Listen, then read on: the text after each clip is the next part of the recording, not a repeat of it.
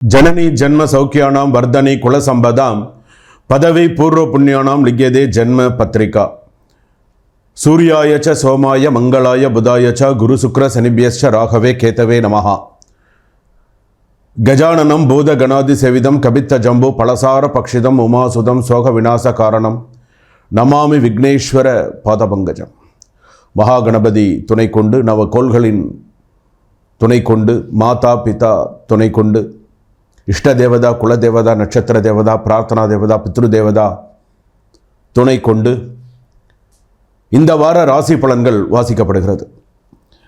இந்த வார ராசி பலன் என்று சொல்லும் பொழுது 15ஆம் தேதி முதல் ஜூன் 15ஆம் தேதி முதல் 21ஆம் தேதி வரை எப்படி இருக்கும், ஞாயிற்றுக்கிழமை முதல் சனிக்கிழமை வரையில் நம்மளுடைய ராசி பலன்கள் நமக்கு எப்படி இருக்கும், நம்ம என்ன செய்யணும் என்ன செய்யக்கூடாது, இந்த வாரத்தில் நம்ம எப்படி இருக்கணும், என்னென்னலாம் நமக்கு ப்ளஸ்ஸு எதெல்லாம் நமக்கு மைனஸ்ஸு, நம்ம என்னென்னலாம் செய்யணும் செய்யக்கூடாது அப்படிங்கிறத நம்ம பார்க்க போகிறோம். ரிஷபராசி நேயர்களே, உங்களுக்கு இந்த வாரம் எப்படி இருக்கும், இந்த வாரம் நீங்கள் எப்படி என்னென்ன செய்யணும் அப்படிங்கிறத சொல்கிறேன்.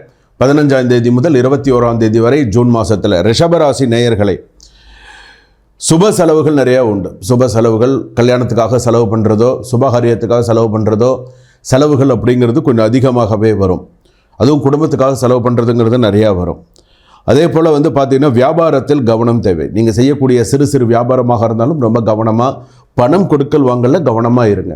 எவ்வளோ கொடுக்குறோம், எவ்வளோ வாங்குகிறோம், என்ன பண்ணுறோம், அதாவது கண்ணை மூடிக்கிட்டு யாரையும் நம்ப வேண்டாம். கண்ணை மூடிக்கிட்டு அவன் செய்கிறான் அப்படிங்கிறதுக்கோசரம் நீங்கள் கவனம் இருக்காதீங்க. அவன் கரெக்டாக கொடுக்குறானா செய்கிறானா, நமக்கு அந்த பணம் கரெக்டாக வருதா அப்படிங்கிறத பாருங்கள், சரிங்களா. அடுத்ததாக கோபம் கொள்ள வேண்டாம். எந்த ஒரு விஷயத்தில் யாருக்கிட்டையும் ரொம்ப கோபம் காட்டாதீங்க, நிதானமாக பேசுங்க. யாருக்கிட்டே எரிஞ்சு விழாதீங்க. அதனால் கொஞ்சம் கோபமாக சாஃப்டாக பேசுகிறதுக்கு, அதாவது சில நேரத்தில் அந்த சாஃப்ட்னஸ்ங்கிறது நமக்கு வரணும். கோபம் அதிகமாக வருதுன்னு வச்சுக்கோங்களேன், நம்ம கண்ட்ரோல் பண்ணிக்கணும், நம்மளை கண்ட்ரோல் பண்ணிக்கணும், கோவப்படக்கூடாது அப்படிங்கிறத நம்ம கொண்டு வந்துக்கணும். ஏன்னா அது ரொம்ப மிக முக்கியமானது. பொறுமை நிதானம் தேவை.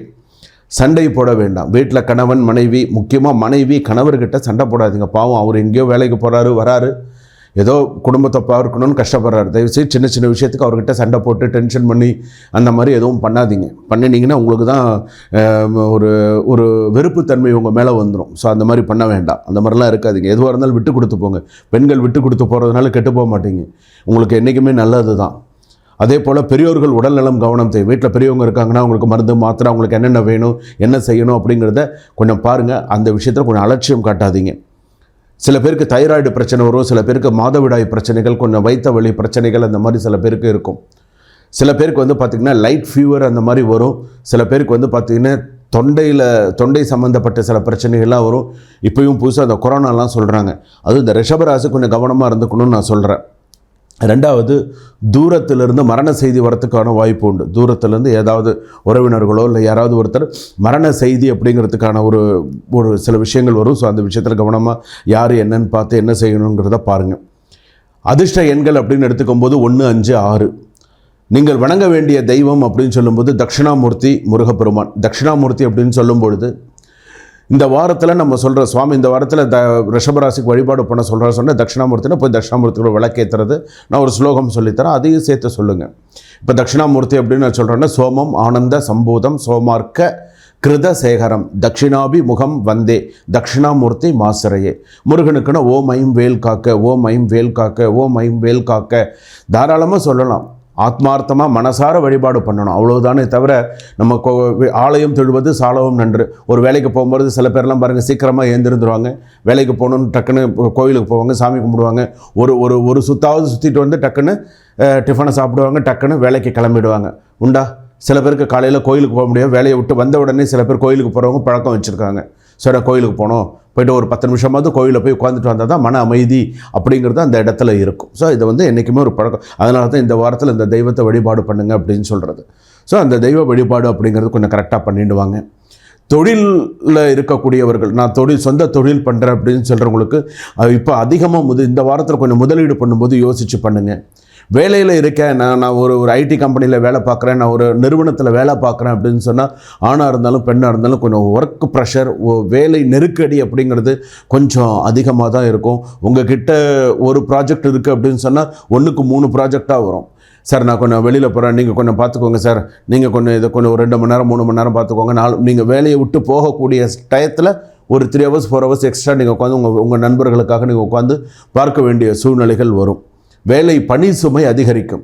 சில நேரத்தில் வந்து பார்த்திங்கன்னா வேலை செய்கிற இடத்துல ஆண்களுக்கு, ரிஷபராசியில் இருக்கக்கூடிய ஆண்களுக்கு இந்த வாரத்தில் ஒரு வெறுப்புத்தன்மை வரும். என்ன வேலை பார்க்குறோமே, நமக்கு ஏதாவது வேறு ஏதாவது நம்ம பிஸ்னஸ் பண்ணலாமா, வேறு ஏதாவது நமக்கு பண்ணலாமா அப்படிங்கிற மாதிரிலாம் எண்ணங்கள் போகும். தயவுசெய்து வேலை விஷயம்னா வேலையிலே கொஞ்சம் கண்டினியூ பண்ணுங்கள். ஏன்னா ரிஷபராசி பொறுத்தளவுக்கு இப்போ தான் குடும்பஸ்தானத்தில் வந்திருக்கு.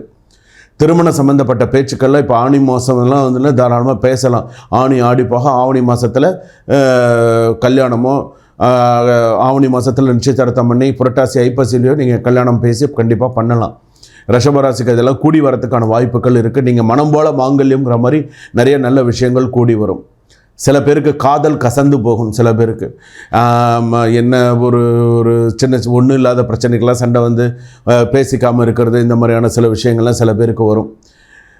சில பேருக்கு வந்து பார்த்திங்கன்னா இந்த ரிஷபராசிக்கு கண்டதும் காதல்னால் சொல்கிறாங்க பார்த்திங்களா, அதை பார்த்த உடனே காதல்னு பார்த்திங்களா, அந்த மாதிரிலாம் சில பேர் வந்து பார்த்திங்கன்னா மாட்டிப்பாங்க. சில பேர் அந்த மாதிரிலாம் மாட்டிக்கிறதெல்லாம் உண்டு. பொண்ணை இப்போ பார்த்த உடனே இவங்களை எங்கேயோ சும்மாவே அவங்க எங்கேயுமே பார்த்துருக்க மாட்டாங்க, சும்மா உங்களை எங்கேயோ பார்த்த மாதிரி இருக்கே அப்படின்னு லைட்டாக அப்படியே பேச்சு கொடுத்து ஆரம்பித்து அப்படியே டெவலப் பண்ணிக்கிறது. அதெல்லாம் இந்த வாரத்தில் கொஞ்சம் அந்த மாதிரி ஒரு சின்ன சின்ன குறும்பு வேலைகள்லாம் பண்ணுவாங்க. ஸோ அதெல்லாம் உண்டு. அதே போல் அடுத்ததாக வந்து பார்த்திங்க அப்படின்னு மருத்துவ செலவுகள் அதிகரிக்கும். இந்த வாரத்தில் சில பேருக்கு மருத்துவ செலவுகள் அதிகரிக்கும். மாணவ மாணவிகள் படிப்பில் நிறைய கவனம் செலுத்தணும். 2 பேருக்குமே சரி, மாணவர்களுக்கும் சரி மாணவிகளுக்கும் சரி, படிப்பில் நிறையா கான்சன்ட்ரேட் பண்ணுங்கள்.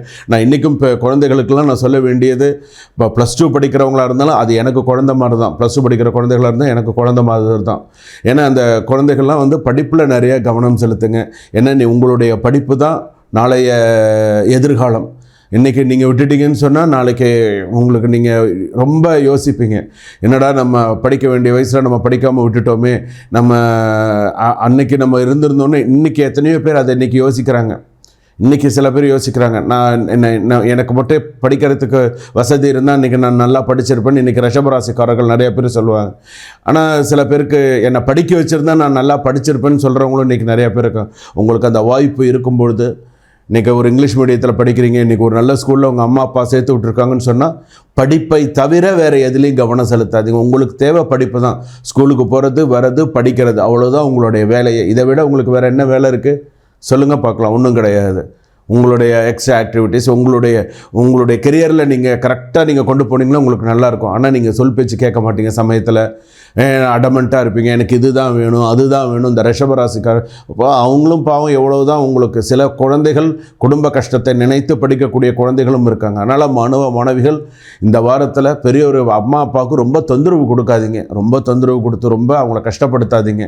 அவங்களாலையும் எவ்வளோ முடியுமோ செய்கிறாங்க தானே உங்களுக்கு, அதெல்லாம் நீங்கள் நினச்சி பார்க்கணும். சரிங்களா? நீங்கள் என்றைக்குமே நீங்கள் எல்லாருமே என்னுடைய குழந்தைகள் தான். அதனால் உங்களுக்கு எல்லாருக்கும் அறிவுரையாக நான் சொல்கிறேன். அதனால் குழந்தைகள் இதெல்லாம் எடுத்துக்கணும் அப்படின்னு சொல்கிறேன். அதே போல் நீங்கள் நன்னா படிக்கிறதுக்கு ஓம் வாக் சரஸ்வதி நமஹா அப்படின்னு சொல்லுங்கள். படிக்க ஆரம்பிக்கிறதுக்கு முன்னாடி, ஒரு எழுத ஆரம்பிக்கிறதுக்கு முன்னாடி ஓம் வாக் சரஸ்வதி நமஹா அப்படின்னு சொல்லுங்கள். அப்படி நீங்கள் சொன்னீங்கன்னா கண்டிப்பாக உங்களுக்கு நிறைய நல்ல விஷயங்கள்லாம் உங்களுக்கு வரும். அதே போல் அடுத்ததாக வந்து பார்த்திங்க அப்படின்னு சொன்னால் பெண்களுக்கு வந்து பார்த்திங்க அப்படின்னு சொன்னால் நல்ல ஒரு சிறப்பான ஒரு சூழ்நிலைகள்லாம் இருக்கும் பெண்களுக்கு எல்லாருக்குமே. எப்படி அப்படின்னு கேட்டிங்கன்னா, பெண்களுக்கெல்லாம் ஒரு சில புதிய முயற்சிகள், புதிய விஷயங்கள் எல்லாமே கை கொடுக்கும். பெண்களுக்கெல்லாம் வந்து பார்த்திங்கன்னா நல்ல அமோகமாக சில விஷயங்களை வரத்துக்கான வாய்ப்புகள் உண்டு. நல்ல பேர் வரும். அதெல்லாம் உங்களுக்கு அமோகமாக இருக்கும். ஸோ அதெல்லாம் நீங்கள் பண்ணுங்கள். இதெல்லாம் நீங்கள் பண்ணினீங்க அப்படின்னு சொன்னால் ரிஷபராசி பொறுத்தளவுக்கு எல்லாமே சுபமாக இருக்கும். வாழ்த்துக்கள்.